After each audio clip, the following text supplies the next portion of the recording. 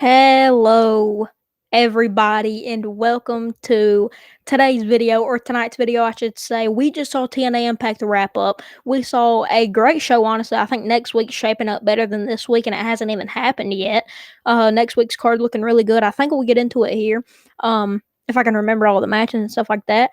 But before we do get started and diving into what actually happened on this week's episode of Impact, I want to tell you guys that we're live on Twitch. If you want to see these videos earlier than everybody else, these videos are going to start coming out a bit later, just because y'all know over on Instagram and YouTube, I do my fresh Impact, SmackDown, Monday Night Raw, AEW thoughts.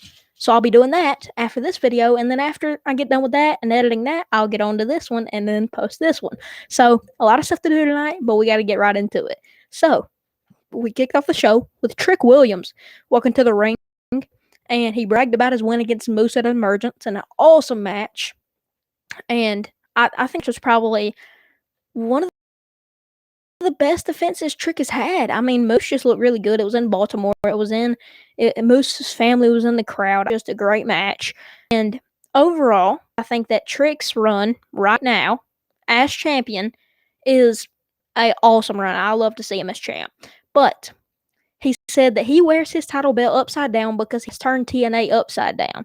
Eventually, Mike Santana enters the arena through the crowd and interrupted Trick Williams. Santana said that the people were tired of hearing Trick talk, and he gave Trick props for turning TNA upside down and beating Moose, Joe Hendry, and himself.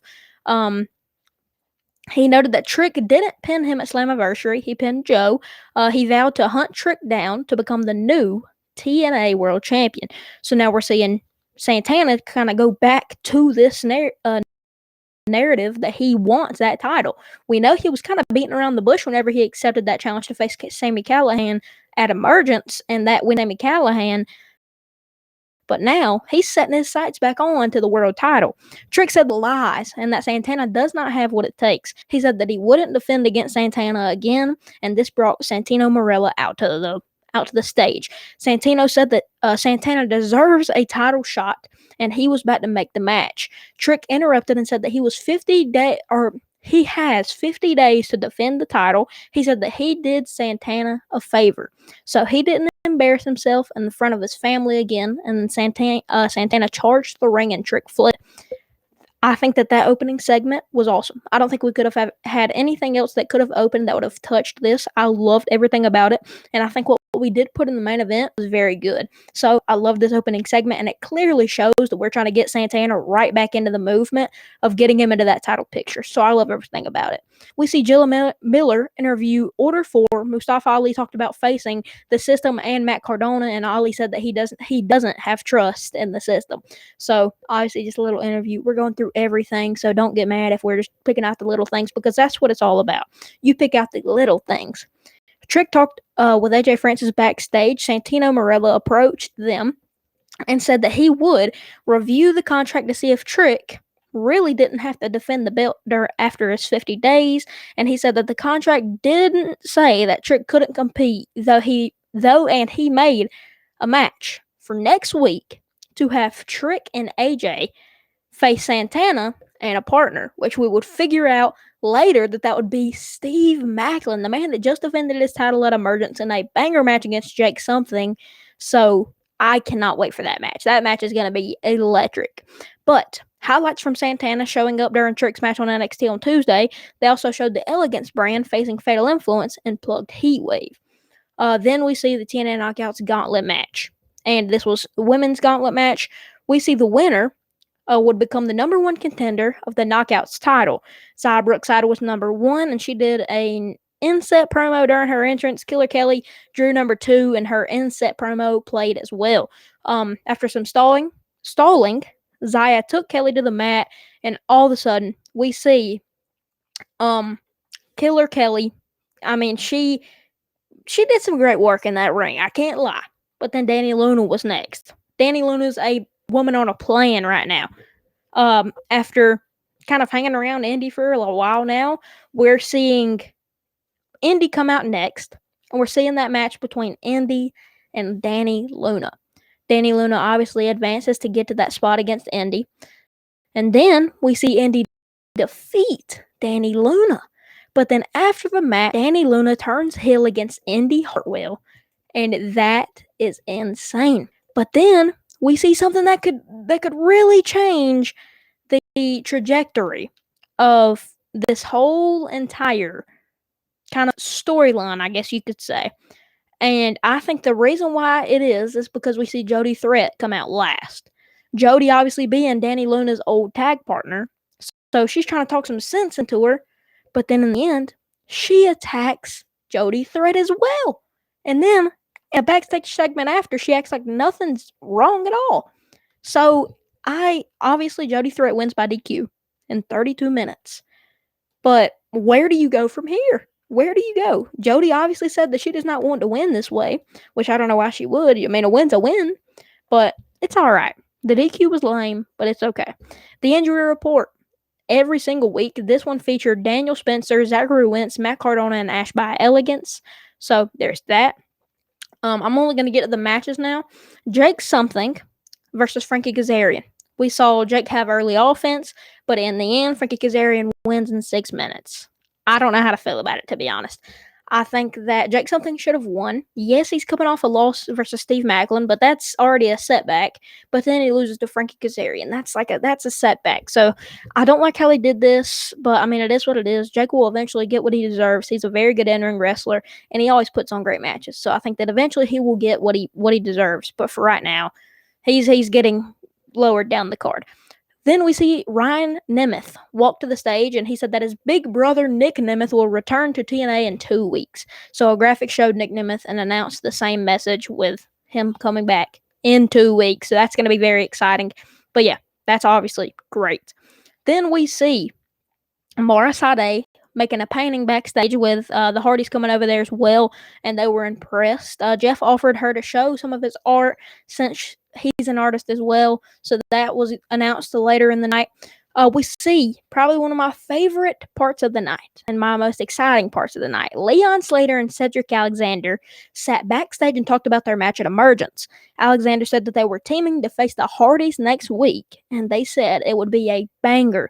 Slater said that they would make another moment. So now we're seeing Leon Slater have to accept the fact that he has to go against his mentors, the people who he looks up to the most. He has to go against them next week, so that's going to be a challenge for Leon, but I mean, he's my favorite in TNA. I think he'll definitely go through it, and especially with Cedric and him. Me personally, I know this is a hot take, but Javon and Cedric together was one of my favorite NXT tag teams of all time. They had like a good couple of months together, and I think that Leon and Cedric together would be nothing less than an awesome match, especially whenever you throw the Hardys in there.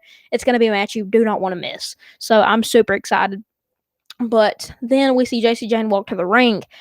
She called herself the moment maker, and she said no one in the back has reached her level of success. She said that Santino knew that no wrestler could beat her, so he made a match for her to face 2 wrestlers. She said when the odds are against her, she thrives. She said that she would still be the double champ after Heatwave, and she said that getting the what treatment. She started getting the what treatment, and that was not something that you would like to hear if you're the leaders of TNA, because you're here and you're double champ. Get booed. Definitely not good. Then we see Ash by Elegance interrupt him, and Ash called Jacy, and attention, you know what? She said everyone would be talking about me. So she was trying to bring the attention to her, but then eventually we see Masha Slamovich come out. And that's trouble. So Masha comes out, and Masha insulted both of them and vowed to win the title at why am I blanking? What the world? Bring the title back to TNA at Heatwave. So now we're seeing Ash, Masha, and Jacy all say the typical, they're going to win the title or they're going to retain the title. So honestly, my pick here, I think yes, at some point we do got to bring it off of Jacy, but Jacy's being such a good champion. And if Masha wins it back, who is she going to face now? I feel like the best 2 champions of all time has been Masha, Jordynne Grace.